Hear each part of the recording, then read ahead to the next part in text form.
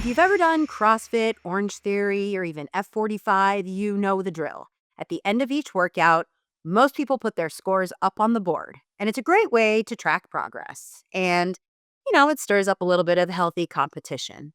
What Sarah did today's workout in 10 minutes, I'm going to do it in 9.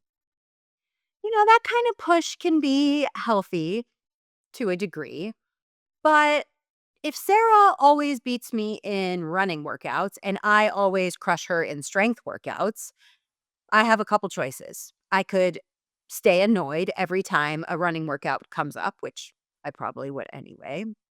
Or I could ask Sarah if she'd run with me once a week so she could push my pace, and I could spot her on strength days so I could push the weights that she uses. That is the power of collaboration.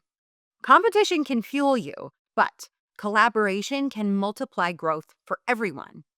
Today, we're diving into what that looks like in business, how to collaborate with others in your space to expand opportunities while still keeping your business differentiated and valuable.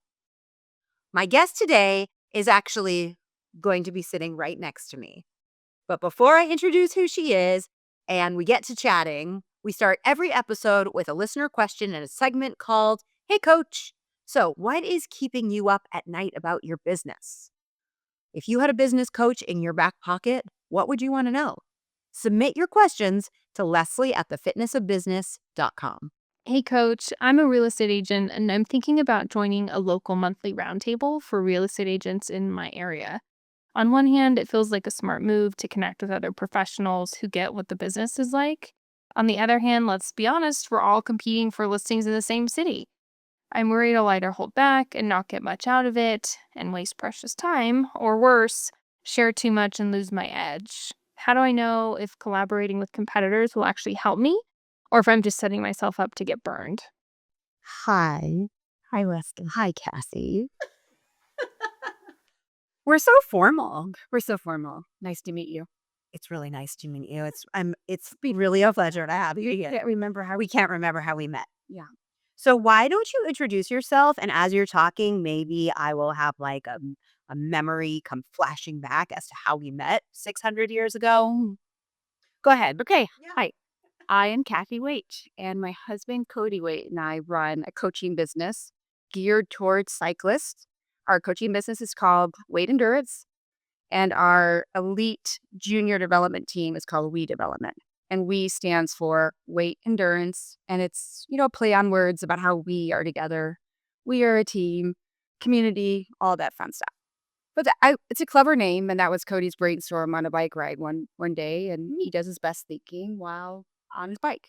Oh, So, well, and it makes sense. Yeah. Why I have you here with me today. So as soon as I knew that I wanted to do an episode on the power of collaboration and community, I knew that I wanted to talk to you. And I'm really thankful that you actually agreed to do this in person and suggested it. yes, that was the only way I felt like I could beat myself and talk comfortably with you. Why are you nervous? Yeah.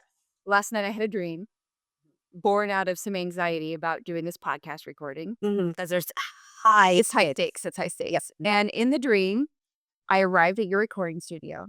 My studio. Yes, just to find out that I was not the featured guest speaker. I was one of 10 or 12 people around this horseshoe-style table, and there wasn't even a chair for me. I was looking around sort of like, and I had to go find my own chair and Oh, wow. find my place in the table area. And anyway, it made me laugh when I woke up because I thought, okay, I'm really working out my own psychological issues about self-doubt. And now we're working them out publicly. So thank you. Yeah. So, yeah, I'm happy to be here to talk about collaboration and community connection. Yeah. Because that is really important to me. Yeah. It was important to me when I ran the CrossFit gym. Yeah. It was important to me. Well, it is still important to me running the mountain bike team. We have 30, 15 to 22-year-olds who we train to compete in high-level mountain bike racing. They're from all across the country. And we're not in one place together. It's not like when you and I ran our gym and every day we got to see the same people, or every few days we saw the same people. Yeah. And we'd have events and people would get together. Like in my business running the team, we don't see each other very often. So how do you promote community. Yeah. Really important to me. I don't want to do a job where there's not connection and community. Yeah. So we've had to work on those aspects. We do a weekly Zoom call and we do a team camp where we're all together, around Christmas time, and we get to see each other at races. But Yeah. anyway, all that to say, community is super important to me. So when you and I did connect in some mysterious way, since we cannot remember how they met, We should make up a really good story. we should. Well, immediately I knew I did want to collaborate with you because there was like a like-mindedness. There was an energy together. Yeah. To sound cheesy, but No. that's why we become good friends. Like, Yes, like all these lives later. Yes, well, same. Well, and I was gonna say, like, your willingness to come in and say, I'm really nervous. I had this dream. Like, I feel like from the day we met, we were able to be ourselves. And I guess just to like give a little bit of backstory and context, as you've alluded to it, we both had CrossFit gyms at the same time, about, oh no, 4 miles apart from each other. Like they were relatively close in proximity, like right up 6th Avenue. I was thinking about it this morning, like, why was it so important that you and I connected? And how could we feel so comfortable? It was like, I couldn't have possibly found someone else who understood the exact things I was going through because you were running, almost exactly the same type of business. But why do you think it was that we were able to connect and not immediately see each other as competition? it's such a good question, and I've been contemplating that same idea for days now, thinking about this podcast. I mean, first of all, I didn't actually think of you as competition. Maybe I should have, but I didn't. Even though geographically we were maybe 4 miles away, in the CrossFit world, it was far enough away that we weren't competing for the same people. Yeah. Would I have felt differently if you were next door? Because I do remember you had a CrossFit gym that was half a block away. Would I have felt like we were competitors in that position? Maybe. Maybe I would have been that petty.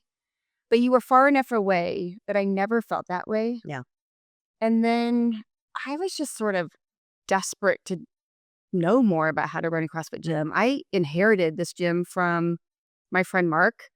We were former business partners at a previous location. He moved out of the state. I just sort of got it. I didn't even know what I was doing. I honestly felt like I barely knew how to do CrossFit. Yep. I was a scrawny little triathlete, mat bike racer, who stumbled into CrossFit and loved it. Felt like an oddball even going to the CrossFit certification. Really just stumbled into figuring out how to be a CrossFit coach. Yeah. Then when I became the CrossFit gym owner, I felt like I was in over my head. Yeah. And Mark was an amazing business mentor to me when we worked together. But then when he moved out of state, I felt really like panicky, like floundering. Mhm. Cody and I were partners together, but he was running the cycling portion of the business that was taking place kind of seasonally in the front aspect. And I was running the gym. And somehow we got connected. I felt an affinity with you. I felt drawn to your dynamic energy. I loved what you were doing. I mean, you seemed like a legit CrossFit coach and competitor. I'm so glad that you could. I know I really did feel that way. And maybe you didn't feel that way. That I just admired you from the beginning. So I never felt like it was competition. In fact, I kind of felt like, what would I offer you? Like, I felt like I was the needy one. So, Oh gosh. please teach me. What do you know? What are you doing here? Because I love what you have going on here. I want to emulate what you're doing. So, honestly, from the beginning, I just felt like I needed you more than you needed. Well, okay. No, it was. It was. The truth comes out.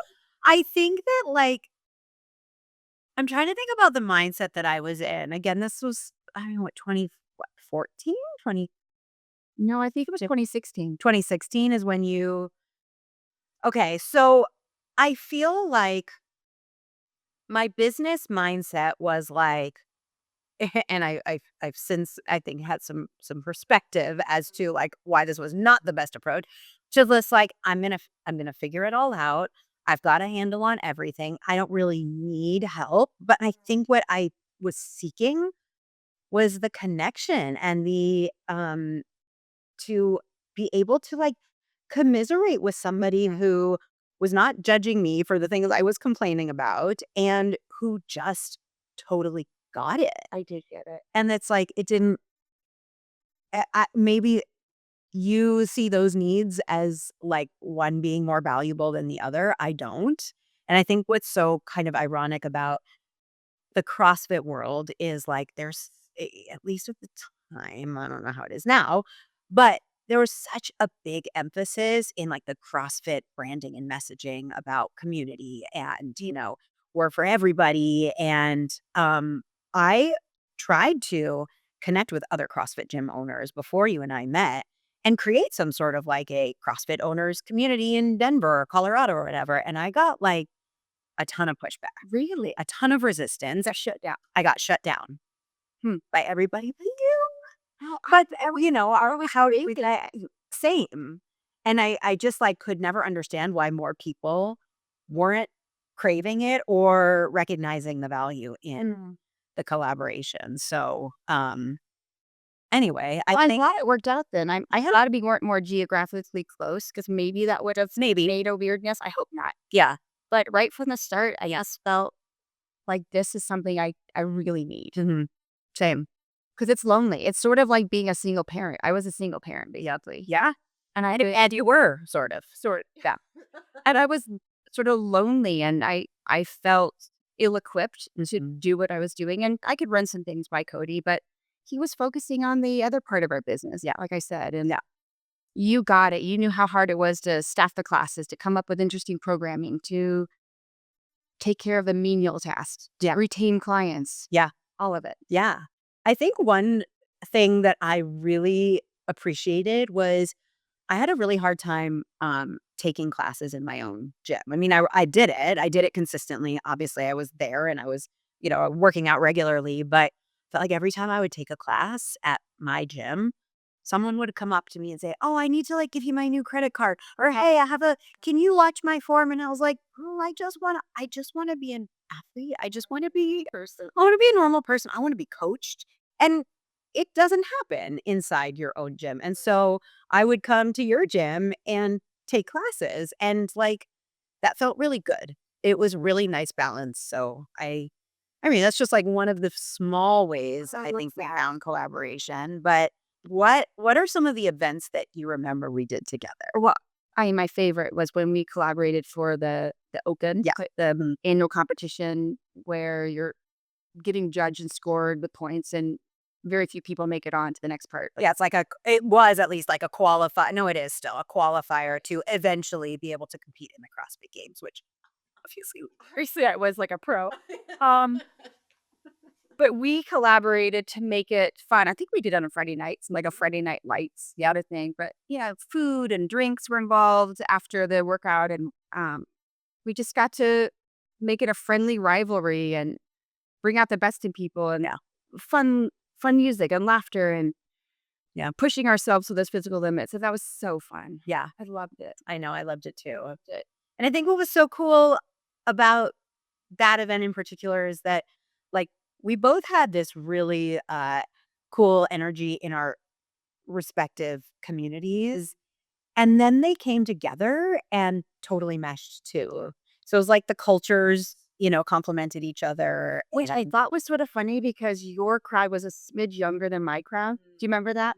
Because of your location in more of like a downtown setting. Yeah, I was more in the suburbans. Yeah, the suburbs. But everyone just liked each other. And we had a really good time. Yeah.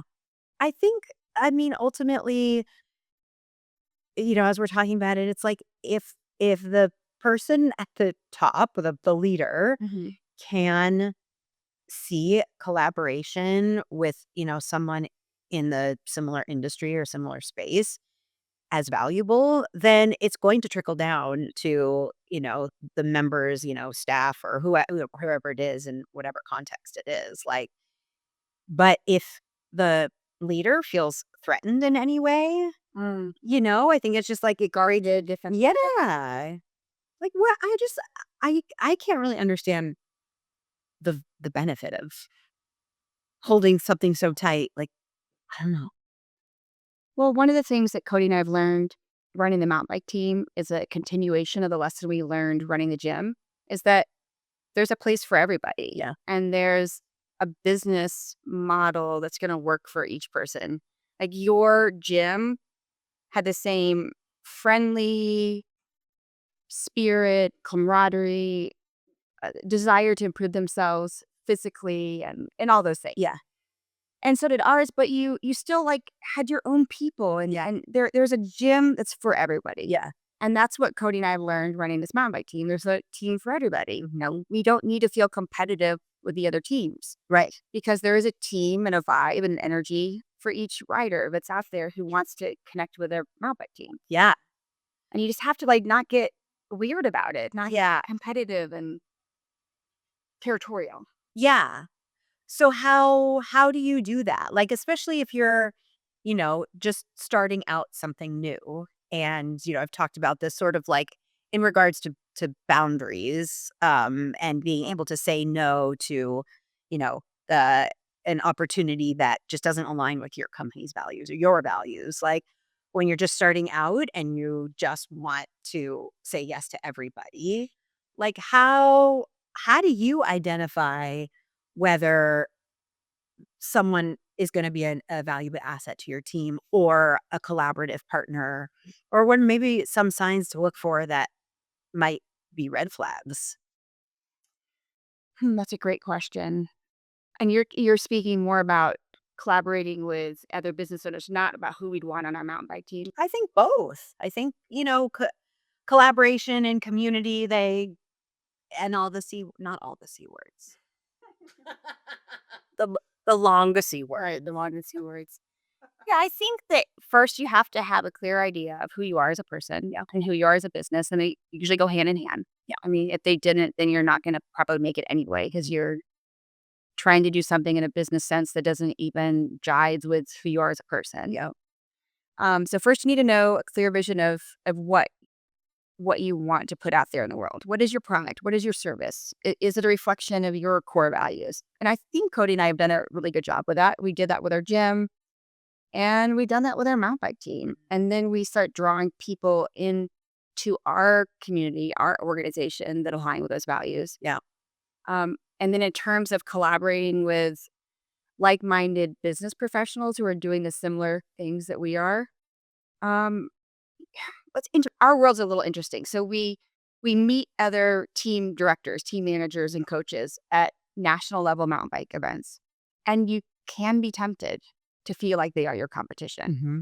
Our athletes are in races riding against each other, and there are podiums at stake, and the glory, the social media photos, and there is a temptation to think of, well, I want my riders to be the best because then we're going to look cool and people are going to want to be on our team. Yeah.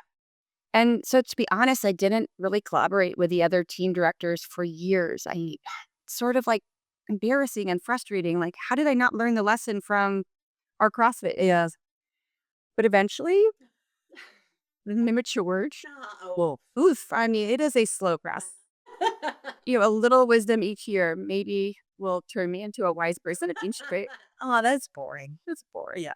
But eventually we did start seeing that the other team directors out there were not our competition, and we started befriending them. And thank goodness there are very kind, friendly, wonderful humans who are at these races, running these teams. And chatting after races, we started realizing, oh, we have more in common than we don't. Yeah. And we want the same things. We want the best for our kids on our team. Yeah. And we want to make money and support our own families and feel like we're doing something very productive in the business world. Yeah. So then we started chatting about business stuff. And this year, I'd say this summer was like a turning point for us, and where we really started digging into how are you running your business? Yeah. What do I With each other or other? Yeah, I'm sorry, with the other team directors, like, hey Rob, hey Aaron, hey Corey, what are you seeing as your challenges in your business to run the team? What are you charging? Yeah. We weren't talking about those things. Yeah. What are your challenges? How can we help each other? Should we meet on Zooms together, which we've been doing lately? And it has been a game changer, like a game changer. So I'm just so glad that we got out of, well, at least I'll speak for myself, that I got out of this little like bubble idea that we were competing, that our team had to be cooler than your team, and started asking each other for help. And it's really changed our business. And I feel like we're going to have a more thriving, successful business with the input, the support of the other coaches, the other team directors. Yeah. It took us 7 years to figure this out. So But you said this summer was a turning point, even though you've sort of like been making, progress towards it. Like, was there something that happened, or was there a conversation, or was it what led to the sort of the aha moment? well, I'll use the buzzword organic. It's like sort of like it organically happened that all these times of seeing each other at the races and chatting and becoming friends and seeing the ups and downs of this world, we just got to this point where we started saying we need to help each other. It kind of did center around our pricing for the next year, and then it's expanded from there. But yeah, I can't think of like one thing, but we just started becoming more curious about how we could collaborate. Yeah. And to use another buzzword, Use it. being vulnerable. Yeah. The willingness for all parties involved to be vulnerable and not see that vulnerability as I'm giving away something that, is precious to me. Like, I mean, that sounds Like great. industry secret. Yeah. Right. And the other thing I was going to say is like, just like in our CrossFit days, like there were a lot of people that wanted to do CrossFit. So there are a lot of people who want to, I assume, be on a competitive team that's well run and well respected and all that. So there is business to go around. There is business to go around. Yeah. So how did it change your approach to pricing? Well, I realized with horror that Cody and I had not been charging enough. Shocking. I know. Well, I do not really have a business degree background. Yeah. What's your background? My background is being a teacher. I had a physical education major, minor in education, and a minor in Spanish. Do not ask me to speak in Spanish on this scheme, and no, Okay. Or supuesto. claro es also. So I had a love of fitness and health and exercise, and ironically didn't work as a teacher very long.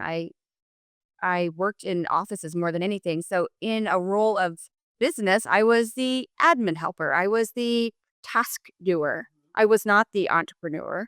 I was just the good helper. And then I stumbled upon being a CrossFit coach. That aligned with my physical education background, and I loved it. I really did and do want to work with people, athletes who are interested in their physical fitness journey. Yeah. But did I think of myself as a business person? No, no, no, no. And I really deferred that to Cody. Yeah. Like he's the one who was the entrepreneur. He's the one that came up with all these good ideas on his long bike rides. And he comes from a family of entrepreneurs. He does, right? Mom's an incredible entrepreneur. Yeah, which I think is so.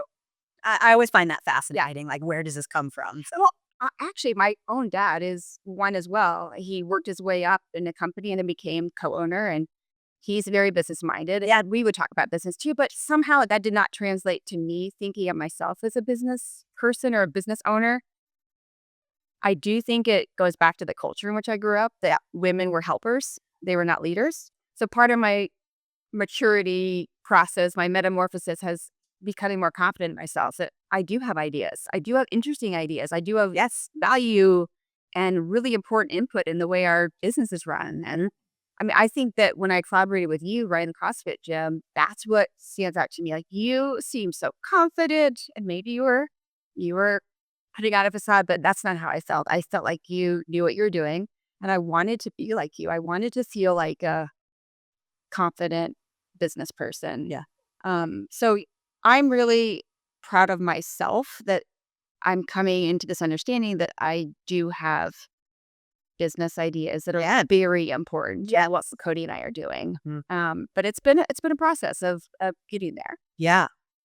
Piggybacking on what you just said, it's taken time to build that confidence, and I'm super glad that you think that I just have it in spades because thanks. I do. No, I don't. But it's It's very easy when you enter some sort of a, collaborative partnership to slip into the comparison game and the imposter syndrome and all those things that come bubbling up. So, like, how do you combat that, or how do you talk yourself off that ledge? Don't jump. Yeah, I I won't like jump. cut. It's a great question, and I've been thinking about it a lot. I was just listening to your first episode about the imposter syndrome, because for sure I have it. I mean, I wish I could say that I was confident from the start, but I was not. Yeah. And I often think of something my friend Mark, and my former business partner, would say to me all the time. You're just doing the best you can. I mean, it kind of makes me cry. Like, Yeah. I was, and I am. Like, Yeah. and you are. We're all just doing the best we can, and we're gonna fumble and falter and fail, and we can't be afraid of failure. I know personally I am, even though I preach it to our athletes on the team, like, don't be, because failure is obviously like our best teacher, but it's hard. It's hard Yeah. to feel like a fool or a failure. But I constantly remember I'm doing the best I can, and just try to not compare myself Yeah. in any negative way. I think it's good to compare yourself in a positive way. Like, I like thinking back to our CrossFit gym days. I loved what you were doing. And so comparing myself to you, I felt like was a positive experience. Like, what is Leslie doing? I want to do that. Like, even like I loved how your gym was decorated, like the vibe when you walked in. Like, I just want to make sure it's like a good vibe and energy when people walk into my gym. And Yeah. what is she doing with the programming, and how is she putting herself out there as a business owner? Like, I want to do that too. So comparison can be really, really good. Yeah. Like, Yes, it can be a good push as long as it doesn't cross into the dangerous yeah, zone of, right. oh, but Yeah. negative. So you have to feel positive about it, because I wasn't trying to imitate you.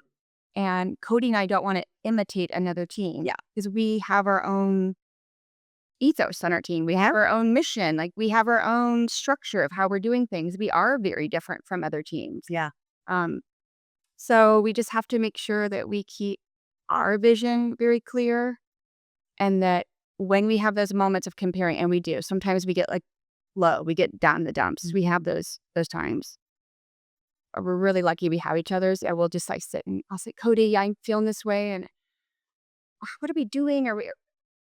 Is our team cool? Yeah. Are we doing something great? Do we need to do something better?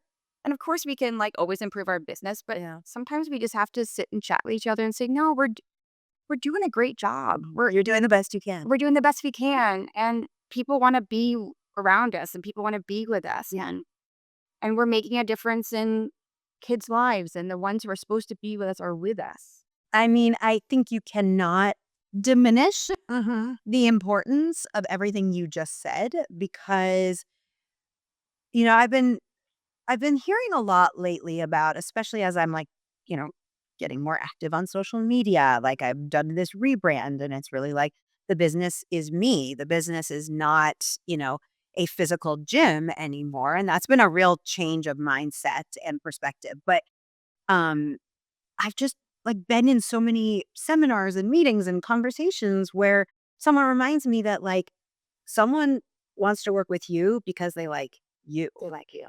And you and Cody are just extremely likable, relatable, down to earth, like, good, honest people. And like, that value cannot be understated. Oh, that's nice to hear. Yeah. Yeah. And so, like, whatever great programming somebody has, or cool looking gym, or whatever, like, those are nice to haves, but that would never replace you. Mm, that's beautiful. I love that. I mean, that is the whole crux of it, right? It is. But I say all this out loud. I'm very hard time remembering that. It's really like, I just went to Colorado Startup Week events last week, and it's like I am surrounded by a bunch of people who Appear successful. up here, I'm like, well, they've got it all figured out. I'm doing everything wrong. I don't really think I'm doing everything wrong, but like, it's really easy to fall into that trap of seeing competition versus like, and so I really had to like make an intentional mindset shift throughout the week and sort of like in reflecting on it. Like, no, there's a lot of opportunities with people that I met last week to collaborate, and I'm actually really excited about it. Mm. It's also making me think about how you and we all need someone who's in our corner, whether it's our spouse, whether it's a business partner, that is a friend, who after those sort of situations can say, oh no, I see you. I see your value. I see your worth. I see why people would want to be in business with you. Yep. Because it can be so intimidating to be around people who appear like they have all their crap together. Yeah. Right. Yeah. And I think to be able to have these like really honest conversations where there are no stakes, there's no strings, there's not, oh, I'm trying to pitch you on something, or I hope you pay me for my services or whatever. Like there's none of that. And I think that's very like freeing to be able to just have that person or people in your corner that are there for you and remind you of those things with zero expectations attached.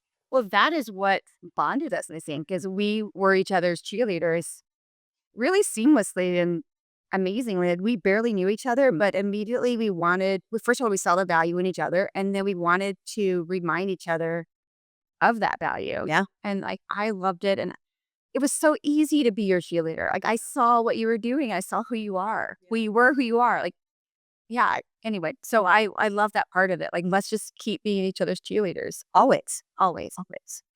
Well, I guess like from like a tactical standpoint, if someone is listening and they say that all sounds nice in theory. I feel like this is sort of how I set this sort of question up every time. But like, where does someone start? It can be really overwhelming. There's networking groups, there's online groups, there's in person. Like, how does somebody who craves a collaborative partnership with, another business or somebody else, like where would they start? I think the best place to start is to put yourself out there a little bit and reach out to someone you know of in that industry. And maybe you admire them. Maybe you don't know that much about them, but they have a cool website. Mhm. But just somebody that seems like they might be an interesting person to learn from. Yeah. And put yourself out there and send them an email, call them and say, hi, I'm Yeah. this person, and I would love to take you to coffee and pick your brain. Yeah. So maybe you waste an hour of your life if that relationship doesn't pan out, but maybe it'll end up being this amazing collaboration where you'll learn from that person. Yeah. Yeah, you'll know maybe even in a 5-minute phone call if that person's going to be, you know, someone that you feel comfortable talking to, someone who's going to be as like open and honest with you as you are ready to be with them. Yeah. If it's not going to happen, it's not going to happen. I mean, it's sort of like dating. You do a speed dating for 5 minutes on the phone and see if that relationship would go anywhere or not. Yeah. Remember when I did a CrossFit speed dating event? Yeah, I didn't get to come, unfortunately. Because we were married and fries, but I hosted it and it was amazing. And I really just wanted an excuse to buy like 20 little tiny whiteboards and dry erase markers. And like, no love matches were made. No, that's not how you found your husband. It's not how I found my husband, but a lot of espresso martinis were consumed. So I call it a success. Yeah, but it's what. But okay, and back to your answer. I think all of that and like that other person, they may not even know that they are craving that on some level too. Like you may open up this sort of opportunity for them that they didn't even know they were seeking. Um, it just takes another person who is open-minded and willing to talk and listen and just be open to the possibilities. Yeah, So, absolutely. I agree. Just start with one person. Start with one person. Be bold, be brave, get yourself out there and see what comes of it. Yeah, exactly. Okay, so this all sounds like wonderful and sunshine and rainbows, but what if somebody that you collaborate with, does steal your business, or one of your, current athletes says, actually, I do think I want to go train with that other team. Like, That is a good question. yeah. Okay, there's a couple different parts to that. Yeah, first of all, that did just happen. Oh, okay. It was a learning opportunity, honestly, for all of us. So Athletes at the end of the season decide if they want to return to us, go to another team, or just stop training at this high level, because it's a hard sport and you have to be committed year-round. As we were going through this process in the last month, we found out that one of our young men was going to go to another team, and that team is run by my friend Rob, and we are very good friends, and he's one of the coaches who's collaborated with us. Mhm. Initially, I felt like this deep pain, it's kind of like a gut punch. Like very personal. Right. Almost like, why did you take my person? Yeah. Okay. I knew that was a little bit illogical and irrational, and that I was just getting my feelings hurt because I'm a feeling person. I called Rob immediately and I just said, hey, I'm having these feelings. I don't want it to interfere with our friendship or a business relationship. Yeah. So let's just talk about it. Yeah. And we did. We just talked it out. And I mean, I knew it was going to end up the way it did, which we just had to say, he said, well, this young man wanted this part of my business that he can get better for me. I go, you're absolutely right. And he said, it's not unlike when this other kid went to you. And I said, you're absolutely right. And I know that was hard for you when this kid came to us. So, we talked it out. It was hard, but not that hard because Rob's an open person. Mm. So Yeah. we've moved on from that, and we understand that it can happen. We can have hurt feelings. Yeah. Now, a second part of that is, if you want to call it industry secrets, easy for me to say. How do you guard those? How do you protect those so that you're not giving away the farm? Yeah. Well, honestly, that didn't cross my mind. But my husband and I were on a hike the other day, and we were chatting about it. And he became concerned that, what if that happens? But first of all, you don't have to give away anything. And you're not collaborating necessarily to tell each other exactly what you're doing in terms of the nitty gritty. Yeah. But it's supposed to be just an overriding support system, and how do we all succeed? Yeah. So it was an opportunity for Cody and I to chat about, well, what is that really? What are you feeling right now? What fear is that bringing up in you? Yeah. Because he's worked really hard to create these coaching, programs and protocols, and we just aren't going to give those away. Sure. There are lots of other things to talk about that will help both us and our friends in the business. Yeah. So you just have to decide what's shareable and what's private. Yes. So you think? Absolutely. Yeah. No, I think if I can I think the comparison I would make is, well, from a tactical standpoint, I loved doing the programming for my gym. I took a lot of pride in it. I took a very scientific approach. I was very methodical about it. And so I wouldn't have just given that away because it was a lot of work. And a lot of thought and a lot of me went into it. But I think ultimately it still goes back to, yes, there are certain things that, your team is going to have over other teams just because you have strengths in certain areas. But also, it's you. It's you and Cody. And not to say that that person didn't like you and Cody, but that is still going to be the thing that you're never going to be able to give away or replicate or somebody couldn't copy. And so just being able to remember that. So true. Yeah. Well, Kathy, Leslie. if people want to learn more about you, and this will all be linked in the show notes, but they can find you on Instagram at Waite, Waite, Endurance, 2 E's in there. 2 E's. That can be a little confusing. Yeah, Waite Endurance on Instagram. And that is also our website address. Oh, great. WaiteEndurance.com. Okay. We're pretty easy to find. The social media is a fun way to connect with us because you'll see photos of our team in action. You'll see photos of adults accomplishing pretty big race goals too, because we do have both sides of our business. There's adult training program and our kids mountain bike team. That is the bulk of our focus, but both are represented on our website and our Instagram page. Cool. Our mountain bike team is a nonprofit. It's a registered 501c3 organization. And if there are people out there who are interested in supporting up and coming mountain bike racers in the States, we would love your support. It's a very very expensive sport. Yeah. I mean, the bikes alone are thousands of dollars. Yeah, traveling to races, paying to be on our team and for coaching, it's a lot. Yeah. And we are always looking for ways to have funds to help those who don't quite have the same resources as others. Sure. Yeah. No, that's great. Great to know. Also linked in the notes. And one more thing, Yes. we're also always wanting young women to enter the sport, and it's not ever 50-50. Well, we do our best to have as many women on our team as possible, but it's always about 60-40. Yeah. So if anyone out there knows of young women like 13, 14, 15, 16 and up who are in the sport and need encouragement to be their best brave self, Yeah. we reach out. And they can live anywhere. They can live anywhere. Great. Yeah. Okay. Yeah, more women on bikes. More women on bikes. Yeah. So we begin each episode with our Hey Coach question.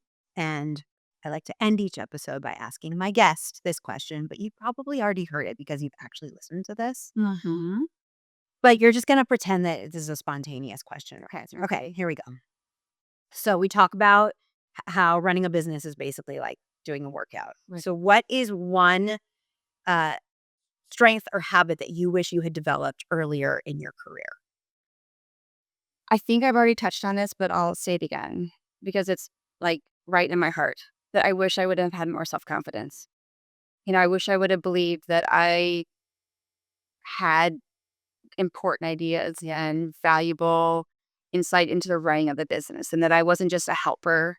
I was a leader, an initiator. Yeah. And just more self-confidence because the business needs both Cody and me. And I'm coming into myself and really proud of myself for that growth. But man, I wish I would have had that confidence at the beginning. Yeah, I know.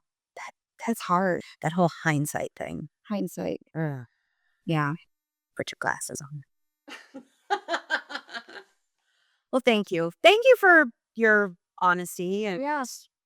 That's how I roll. I know it is. Me too. Yeah. I appreciate you. I'm so glad you're my friend. I know, me too. And I'm really proud of you for starting your business and doing this podcast. And you continue to amaze and impress me. Thank you. I mean that. I love you. I know I love you too. Thank you. Oh. Well, how am I supposed to wrap it up now? Big hug. If you love us as much as we love each other, make sure you subscribe. What else are they supposed to do? Leave a review. Yes. Tell everyone you know. Yeah. Everyone. Share the episode. Share the episode. Right. And submit your Hey Coach questions to Leslie@thefitnessofbusiness.com. See you next time. Bye, everyone.